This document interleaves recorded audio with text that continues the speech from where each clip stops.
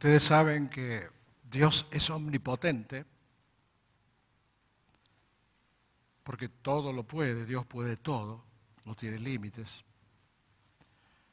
Dios es omnisciente, sabe todo,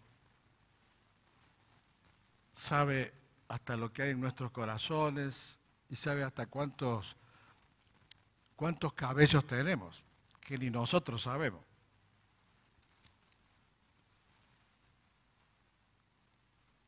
Y que es omnipresente. Dios está en todo lugar. Pero también es trascendente. Y lo que vamos a ver hoy, por qué Dios es, aparte de omnipotente, omnipresente y omnisciente, Dios es trascendente. Vamos a ver la trascendencia de Dios. Es trascendente porque está por encima de todo el universo creado. El pensamiento humano es incapaz de imaginar la importancia, la trascendencia y lo que significa Dios. No tenemos idea. Y por más que lo imaginemos, no tenemos idea ni remotamente de lo que es Dios. Y cuando decimos que está muy por encima del universo creado, no estoy diciendo que está muy por encima en lo que hace a la cuestión física, sino en la calidad de su ser. Dios está por encima como calidad de ser, en santidad, en perfección, en maravilla, en gloria, muy por encima de todo lo creado, de todo lo creado. Y para Él no hay distancias, no hay cantidad, no hay magnitud. Nada puede medir todo lo que es y todo lo que significa Dios. Porque nosotros vivimos en lo natural, en lo que vemos, en lo que oímos, en lo que escuchamos, en lo que palpamos, en lo que sentimos. De acuerdo a nuestros 5 sentidos. Eso es lo que podemos ver. Y Dios no se mueve en nuestro mundo natural. Dios es mucho más que lo natural, es sobrenatural. Nada más que Él a veces se rebaja para ponerse a la altura nuestra, para hablarnos, para hacer sentir que Él está, para que conozcamos su verdad. Se rebajó a la altura nuestra cuando se hizo hombre en la persona de Jesucristo. No es un igual a nosotros, se rebajó a lo natural, siendo que Él es sobrenatural. Que esté muy por encima de todo. Isaías dice, porque así dijo el alto y sublime, el que habita la eternidad y cuyo nombre es el Santo. Yo habito en la altura y la santidad, y con el quebrantado y humilde de espíritu, para hacer vivir el espíritu de los humildes y para vivificar el corazón de los quebrantados. A mí este versículo me muestra cuán grande es la misericordia de Dios y cuánto nos ama. Y cuánto nos ama, porque ese Dios que es sublime, que habita en la eternidad, ¿saben lo que es la eternidad? Aquello que no tiene principio y aquello que no tiene fin. Nosotros tenemos un principio y tenemos un fin. Todas las cosas que vemos, que palpitamos, que sentimos, que vivimos, todas tienen un principio y tienen un fin. Dios no tiene principio, Dios no tiene fin. Es la eternidad. Es la sublime eternidad. Y dice que habita en la altura moral, en la altura espiritual, en la altura que está por encima de lo natural y en la santidad.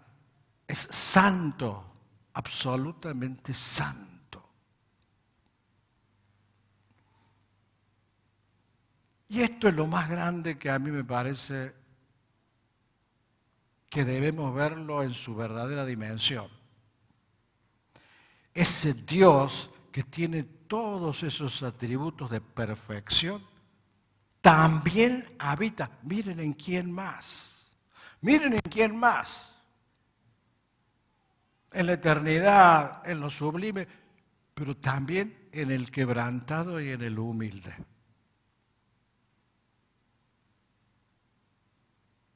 Por eso hemos visto grandes siervos de Dios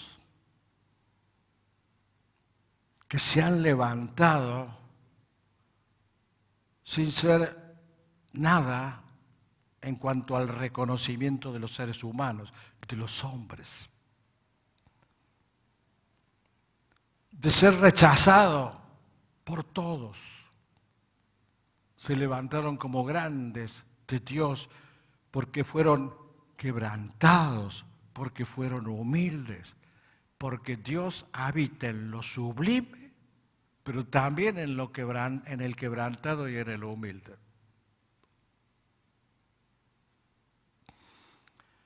Y a mí me conmueve realmente, y habita en algo tan pequeño como es el quebrantado y humilde. No dice que habita en todos. Nos salvó a todos los que aceptamos a Cristo. Pero Él habita profundamente, íntimamente, en el quebrantado y en el humilde. Para que vivificar el espíritu. ¿Cuáles son las limitaciones humanas?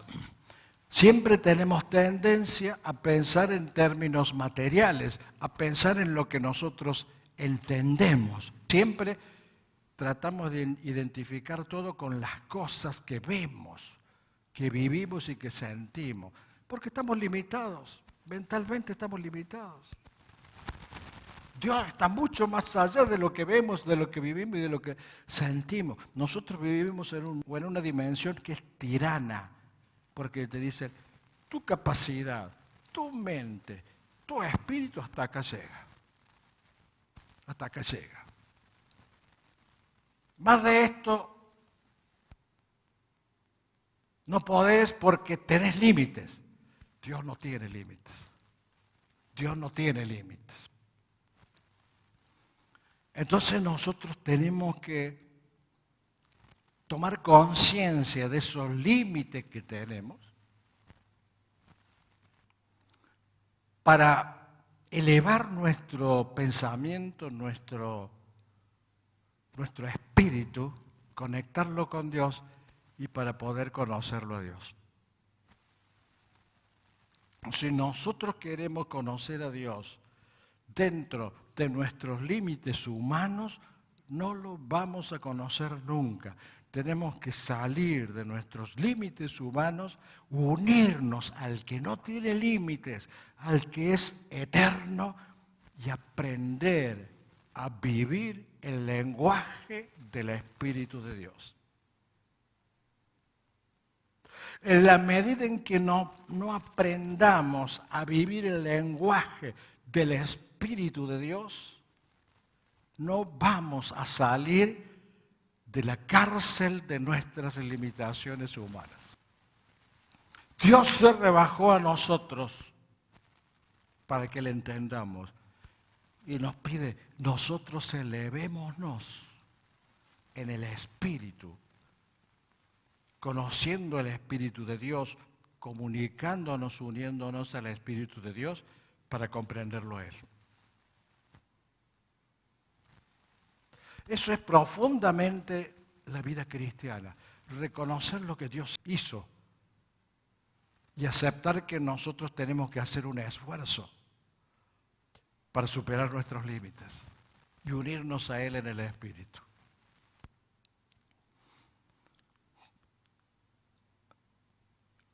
Porque el Espíritu tiene predominio.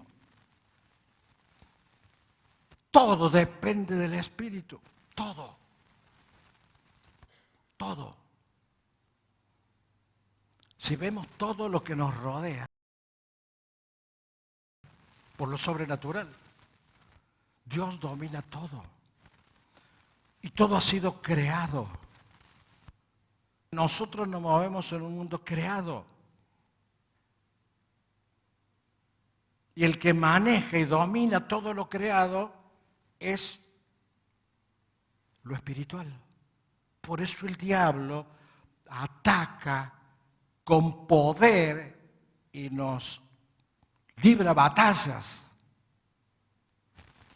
Porque vive en el mundo sobrenatural, en el mundo espiritual. Lo maneja, lo conoce y nosotros no. Entonces, como tampoco podemos andar en ese mundo espiritual porque somos materia, unámonos a aquel que sí puede vencer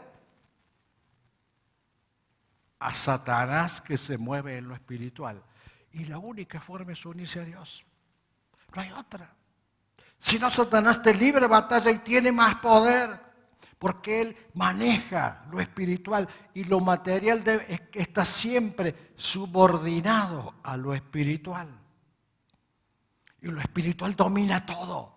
Y Satanás se mueve en lo espiritual. Entonces yo para poder vencer a Satanás me tengo que unir a aquel que lo venció ya en la cruz. Siempre en el ámbito espiritual.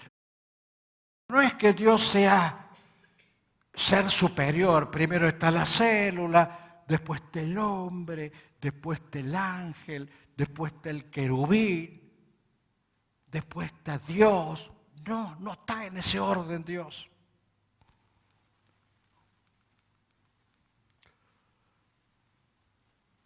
Allí Él sería concederle a Dios lo que es una preeminencia. Pero Dios es más que eso. No es preeminente, es trascendente. Es trascendente. Y ese concepto quiero que lo conozcamos hoy. Esa trascendencia es inalcanzable. Dios tiene trascendencia sobrenatural. Es una luz inalcanzable para el ser humano. No nos queda otra que unirnos a Él. De Dios nos separa la infinitud, nos separa lo infinito. Entre nosotros y Dios hay una distancia infinita. O sea, una distancia sin límites. Es un consuelo grande, hermano, un consuelo grande que vos puedas decir, ese es el Dios que anhelo, ese es el Dios que busco. ¿Quién podrá vencerme con ese Dios en mi vida. Ese es el Dios que lucha por vos en lo sobrenatural y domina todo lo material. Es trascendente. Trasciende lo natural y va hacia lo sobrenatural. Y Él quiere luchar por vos, quiere luchar con vos, quiere darte la victoria siempre. Cuando Dios dice que somos más que vencedores, es por este motivo, porque Dios es trascendente y domina todas las cosas. Y estando con Él, sí que somos más que vencedores siempre. Claro que sí. Porque Él tiene el dominio de todo. Hasta el mismo Satanás que se mueve en lo espiritual se tiene que sujetar a Él, a tu Dios, a mi Dios, a nuestro Dios. No es un par nuestro. Él se rebajó para que le conozcamos. Es trascendente, trasciende. Eso quiere decir trascendente. Trasciende lo natural y habita en lo sobrenatural que domina todas las cosas.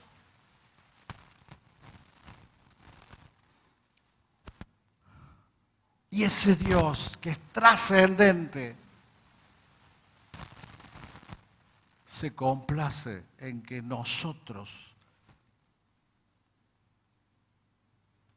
inútiles como somos, débiles como somos, imperfectos como somos y con todos los límites que tenemos, se complace en que le sirvamos.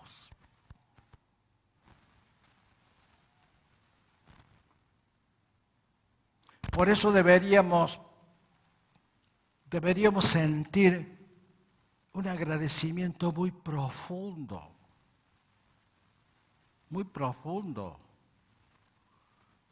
porque Él nos permite que le sirvamos, porque Él nos permite que le alabemos. No sos vos el que le está haciendo el favor a Él. Es Él el que te está permitiendo esa honra, ese Dios trascendente, ese Dios que debería vibrar, saltar en tu corazón y que te debería impulsar a hacer cosas para Él, que te debería impulsar a tocar de la mejor manera, a cantar de la mejor manera, a darle lo mejor de tu vida, porque con Él vamos a pasar la eternidad. Con Él.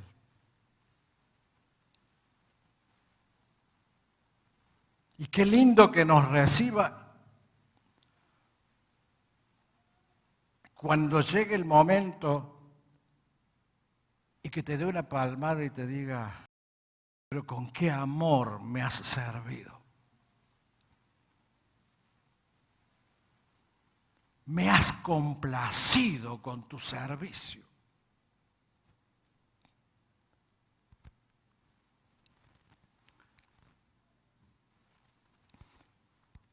Y digo, qué insignificante pueden ser para Él muchas veces nuestras oraciones, cuando son huecas, son egoístas, son vacías.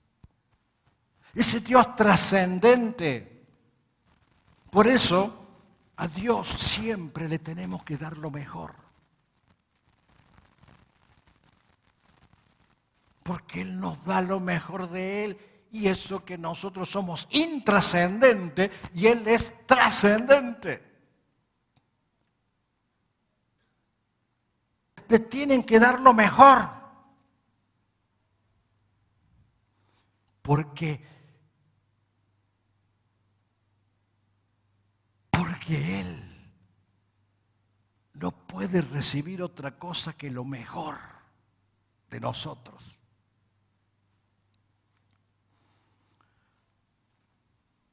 Y a veces quizás prefiere que estemos callados. No hay temor de Dios delante de sus ojos, pero sabemos que todo lo que la ley dice, lo dice a los que están bajo la ley, para que toda boca se cierre y todo el mundo quede bajo el juicio de Dios.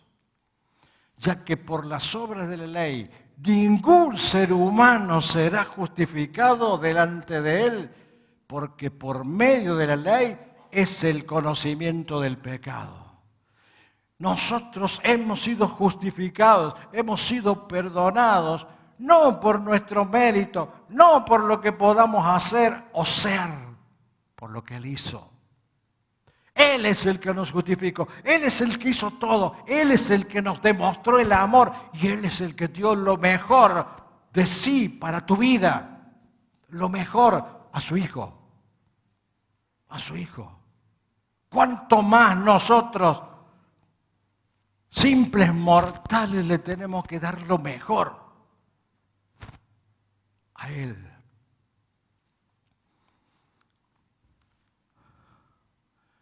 Por eso es importante que conozcamos la trascendencia de Dios, la importancia de Dios, para que aprendamos a vivir en el temor reverente de Dios.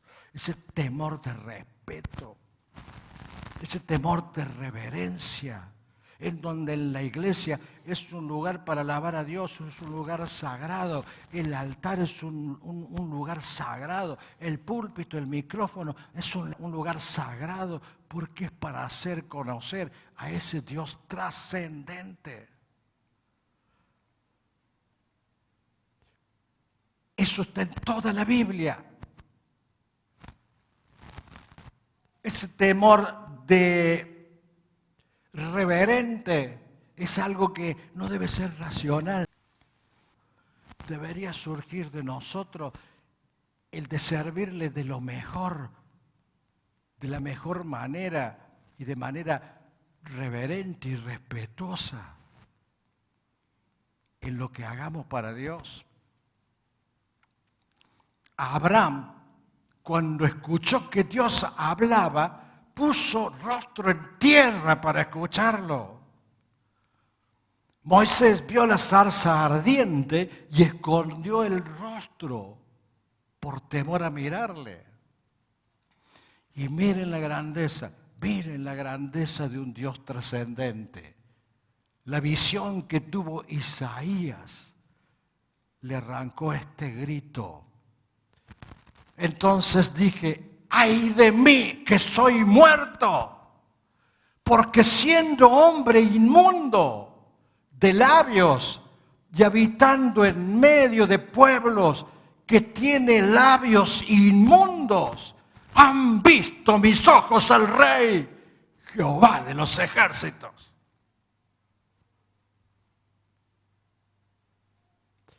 Ese es el impacto que tuvo ante Isaías mirarlo a Dios. Y el encuentro de Daniel con Dios fue maravilloso. Levantó los ojos y dijo: su cuerpo era como de berilo. Berilo era una piedra preciosa, transparente, verdosa. Su cuerpo era como de berilo y su rostro parecía un relámpago. Y sus ojos como antorchas de fuego, y sus brazos y sus pies como de color de bronce bruñido. El bronce bruñido es el bronce lustrado, el bronce con brillo. Y el sonido de sus palabras como el estruendo de una multitud. Y después describía, y solo yo, Daniel, vi aquella visión.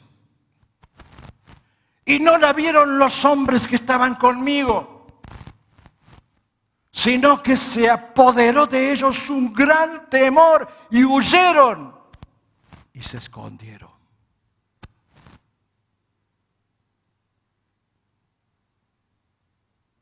No quisieron ver la magnificencia de Dios.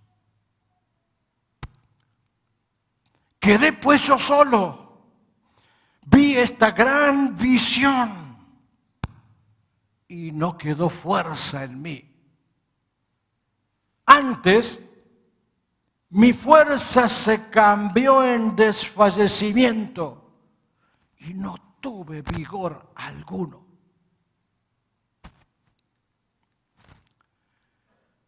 Pero oí el sonido de sus palabras, y al oír el sonido de sus palabras, caí sobre mi rostro en un profundo sueño, con mi rostro en tierra.